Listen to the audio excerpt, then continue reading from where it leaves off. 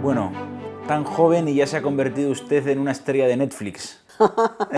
Primero, no soy tan joven y segundo, Netflix tiene muchas estrellas. Qué tal lleva la sensación, el glamour de la serie? ¿Le dicen algo por la calle? Sí, me dicen bastantes cosas por la calle, se me acerca mucha gente, sobre todo al principio cuando la han puesto pues para decirme qué me parecía a mí la serie. Algunos diciéndome, sí, yo lo viví y me parece que los hechos fueron así, otros diciendo que no sabían que eso había ocurrido. Sí, bastante gente. Y fíjate, curiosamente, también gente joven le ha gustado la serie. Para mí la serie relata unos hechos que son ciertos, de la época de los 60 a los 80, fundamentalmente, y los 6 capítulos de la serie, los 6 capítulos son ciertos, esos hechos, y además bastante bien tratados. Es difícil hacer una serie de esas, pero los matices de la serie, pues claro, hay que reconocer que es ficción. Claro. Por lo tanto, las actrices y los actores que hacen de nosotras y de mi hermano y de Enrique Ruano, etcétera, bueno, pues hay matices que no eran así. Claro, choca, ¿no? Cuando se hace una serie sobre alguien que está vivo, tiene que chocar, ¿no? Claro, verse en la pantalla y... Efectivamente, yo nunca he fumado, jamás, ¿eh? Y entonces ahí en la serie me están sacando todo el tiempo fumando. Bueno, pues... ¿Lo nota en los pulmones o no? Es verdad que en aquel momento fumaba todo el mundo, sí, eso es cierto, y es verdad que incluso fumaban, yo creo, hasta los cirujanos, pero haciendo operaciones. Y que en el despacho que estás ahora, pues entrabas por la puerta y esto era todo humo. Sí. Pero yo personalmente jamás. Luego te iré preguntando por todos los socios que aparecen en la serie, pero una cosa que me llama la atención, tenía pensado preguntarte luego, claro, tú dices esto, ¿no? De que se nos ha olvidado, y algunos no lo sabíamos cuando lo vimos, que la dictadura no acaba con la muerte de Franco, que hay una represión de las libertades muy gorda en los años posteriores, ¿no? Hasta que se producen las primeras elecciones, la Constitución, etc. Y esto choca, desde mi punto de vista, de manera frontal con estos actos que está haciendo el gobierno que titula España en libertad, y dice 50 años. Pero dices, oiga, pero si es que al morir Franco no llegó la libertad. ¿A qué se debe? O sea, ¿qué le parece a usted este eslogan que ha hecho el gobierno? Bueno, quizá el eslogan no refleja lo que yo pienso que tiene que reflejar. Yo creo que en los actos que quiere hacer el gobierno, y a mí en ese sentido estoy de acuerdo, es que la gente joven que no vivió lo que era la dictadura sepa lo que es una dictadura. Ahora, es verdad que el dictador murió en noviembre del 75, murió en la cama, y además durante una semana fue los médicos habituales nos iban contando en la televisión cómo estaba. Yo creo que le hicieron pasar increíble, porque en fin, en este momento una persona no la tienes con médicos habituales pinchándote tanto tiempo, ¿no? Bueno, ahí se ha avanzado mucho, ¿no? En el tema médico y en el tema de que las familias cómo tratan, ¿no? Pero claro, aquí querían que el dictador durara siempre, y claro, eso no es posible.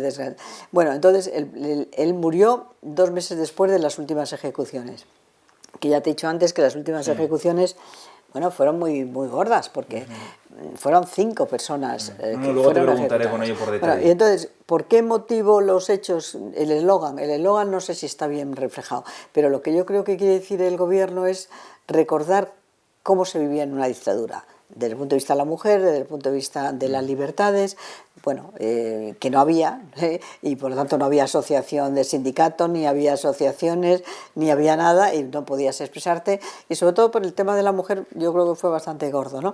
Y como efectivamente había la pena de muerte, y la aplicaron, que fue la última pena de muerte, yo creo que fue, de los países europeos, fue la última pena de muerte que hicieron. Entonces, es verdad que las libertades no empezaron al día siguiente de la muerte de Franco, ni mucho menos. Claro, empezaron mucho después, y de hecho hubo los hechos del año 81. Claro. Lo que yo creo que quieren decir es que 50 años de la muerte del dictador, no tanto que a partir de los 50 años empiecen las libertades. Eso no es verdad. Las libertades empezaron mucho después, y del 75 al las primeras elecciones pasaron muchas cosas. Porque Sánchez lo que dijo en el discurso es, oiga, es que hay un riesgo de que vuelva el fascismo y tal, y entonces por eso hay que hacer 100 actos para los jóvenes y hablar tanto de Franco, pero no sé qué sensación tiene usted que está tan interesada en las políticas de memoria. Lo que creo es que lo importante, más que 100 actos, o sea, en teatros o no sé qué, que me parece bien, lo que me parece importante es el tema educativo. Claro, en los colegios que se enseñe la historia bien, y lo más objetivamente posible. Porque la historia es... Una cosa es la memoria, que es individual, y otra cosa es la historia. La historia, hasta ahora, tenía que haber, y tiene que haber, un acuerdo de los diferentes historiadores de cómo ha sido este periodo de la historia, entonces objetiva, o sea, decir, mire usted qué libertades estaban, que estaba prohibido, cuántos detenidos hubo, cuántos muertos hubo en manifestaciones, en fin, contarlo lo más objetivamente posible. Bueno, y luego la memoria de cada uno, pues es ya otra cosa, es nuestra percepción de cómo... ¿El problema es cuando los políticos hacen memoria, se dedican a escribir la memoria? Hombre, yo creo que la memoria es muy personal, la pueden hacer los políticos. Ahora, la historia la tienen que decir los historiadores, intentar ser objetivos. Lo que pasa es que aquí ha habido una época, sobre todo a partir de, yo creo, de la década de los 2000, en que ha habido mucha gente que ha querido cambiar la historia, o sea, decir hechos que tú dices, oiga, esto no fue así, o sea, no me venga usted a decir que efectivamente había libertades, a lo mejor había libertad para usted porque usted iba a su compra y a su trabajo y no se movía, pero en cuanto usted quería reclamar que hubiera un derecho de asociación, un derecho de sindicatos, ahí se lo prohibía. Es más, yo por ejemplo recuerdo, estaba prohibido incluso temas religiosos, o sea, los protestantes estaban prohibidos en España.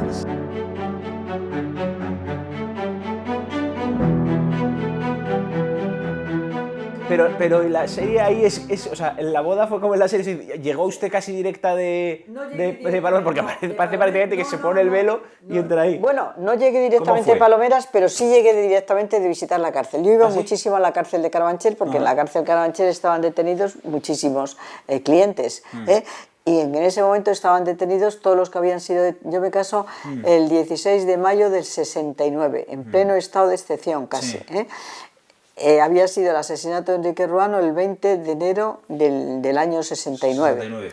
O sea, que hacían... Y estaban todavía en prisión gente que había sido detenida con Enrique Ruano. Mi cuñada había estado detenida en Yese Díaz, pero la habían dejado en libertad, pero había otros compañeros de Enrique Ruano que les habían cogido repartiendo las octavillas, que estaban todavía en Carabanchel. Y yo venía de la cárcel de Carabanchel. Antes de vestirse de blanco se fue a la cárcel...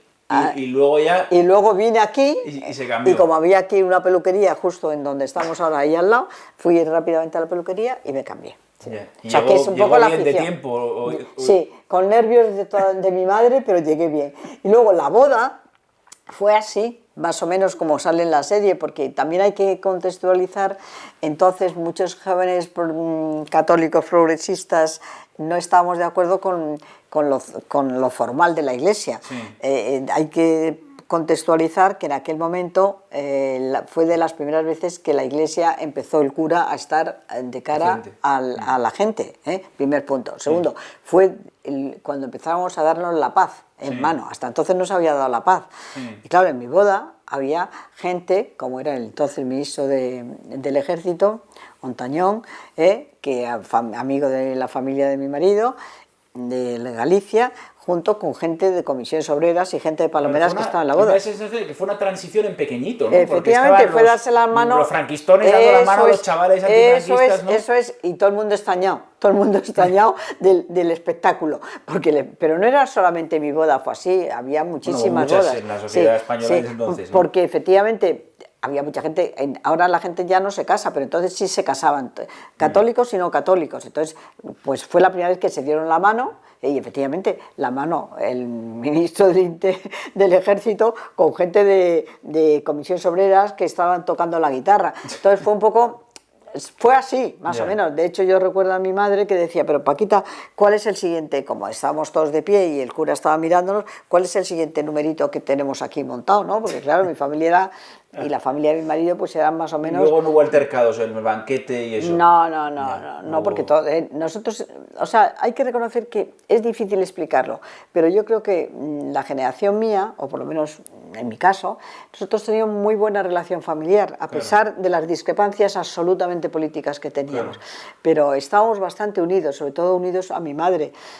Había parte de la familia que a lo mejor no, estábamos como muy unidos, o sea, no había discrepancias, o sea, yo creo que hay más separación ahora, a veces que entre las familias, que lo que podía haber entonces, a pesar de las discrepancias políticas. No estaban de acuerdo con nosotros, pero como les tratábamos bien, de alguna forma diríamos, no sé, y los queríamos, pues no hubo discrepancias. ¿Y hubo banquete normal como hay ahora? Bueno, lo hubo en la misma, es que me casé en investigaciones científicas, ahí en donde está el Ramiro Maeztu, entonces ahí lo celebramos en el jardín de investigaciones, sí, tampoco queríamos pasarnos. La suya, Paca, es una vida, en cierto modo, paralela a la de Lola, porque primero muere su padre teniendo usted 14 años, luego mataron a su hermano y años más tarde moriría su hijo en una situación horrible e injusta. Y es como que, yo lo pienso, se van muriendo los hombres de su vida, ¿no? Y no sé, lo he pensado viendo la serie, preparando la entrevista. Pues sí, es verdad, o sea, es verdad. A mí se han muerto, pues primero mi padre con 14 años, luego mi hermano, que era el pequeño, pero que teníamos mucha relación, y luego mi hijo, que no tenía que haberse muerto, y luego mi marido, sí, o sea, he tenido mala suerte. ¿Cómo fue la matanza de Atocha? Claro, usted no trabajaba en esos despachos, estaba su hermano ahí. Yo también, la matanza de Atocha venía de Vallecas, también. De Vallecas, vale. Sí, pues he dicho antes que todos los acontecimientos desgraciados, lo de Ruano, lo de Atocha, y el año 81, cuando entraron en el Congreso de los Diputados, estaba también en Vallecas. O sea, que es como decir, oiga, he venido, bueno, en ese momento era positivo porque estábamos haciendo todo el tema de la remodelación, pero también era decir, volvemos para atrás. Bueno, pues lo de Atocha, me enteré, vine de Vallecas y estaba en mi casa y me sonó el teléfono y era una hermana de Cristina Almeida que me preguntó, oye, ¿sabes dónde está tu hermano y Lola? Dije, no tengo ni idea, porque yo había estado con mi hermano el sábado por la tarde, el asesinato se produce el lunes por la noche, y el sábado por la tarde habíamos tenido una reunión de todas las asociaciones de vecinos en Horcasitas, en donde estaba Jesús, Rey, ¿cómo se llama? Sí, el que es concejal de Más ahora. Sí, no me acuerdo cómo se llama. Sí. Y estábamos reunidos las asociaciones porque no estaban legalizadas las asociaciones, pero no la federación. O sea, habíamos tenido una reunión con entonces Rosón, que era el gobernador, el Ministerio de Interior, y la federación no estaba legalizada. Y me acuerdo que en la reunión del sábado en Horcasitas estábamos pendientes de que la policía entrara y nos disolviera. Estamos hablando del año 77, de lo que hemos dicho al principio, que hubo mucha represión esos años. Entonces yo había estado con mi hermano y mi cuñada Lola, y yo no recuerdo si había estado Luis Javier Benavides, que también defendían abogados de barrio. Y entonces yo venía de organizar eso cuando me entero de que me preguntan por mi hermano. Y a los 5 minutos de esa llamada de la hermana de Cristina, venía mi marido de que se habían enterado, y en la reunión de abogados que estaban reunidos para ver qué pasaba con toda la situación de tensión que había esa semana en Madrid. Y entonces fue el que me lo dijo y ya nos fuimos al 1 de octubre, que era donde estaban. Que ya falleció allí, ¿no? Mi hermano, sí. Yo creo que Javi prácticamente entró casi muerto en el 1 de octubre. Yo no conocía ese detalle de que él se tiró para salvar a Sí, él se tiró. A Lola. Sí, en la película esa que hicieron de Bardem, se ve que la mochila él se tira para... Sí, bueno, es que lo que no se acaba de entender es porque no pensaban ellos que les iban a asesinar, porque si son 9 y entran 3, pues... sí, los inmovilizas o los detiras. Alguien sí. Pues, si se tiran contra ellos, hubieran muerto algunos, pero no allí los 5 y los 4 matados, o sea, no es normal. Porque ellos pensaron, de hecho, el que parece ser que habló fue mi hermano, que dijo, aquí no está fulano, y como diciendo, pero ¿qué estáis haciendo, no? Entonces yo creo que ellos no pensaron porque era impensable, ¿eh? Porque el hecho a partir de Atocha, si lo decimos en la serie, o lo hemos dicho luego en el podcast, sí que nos empezó a entrar miedo, porque hasta entonces pensábamos que, bueno, pues que nos podían detener, pero matar... en una manifestación sí, pero en tu despacho, yo desde este despacho llamé muchísimas veces a Pedro el Ríos, oye, que está la policía, que estamos atendiendo a los trabajadores y viene la policía.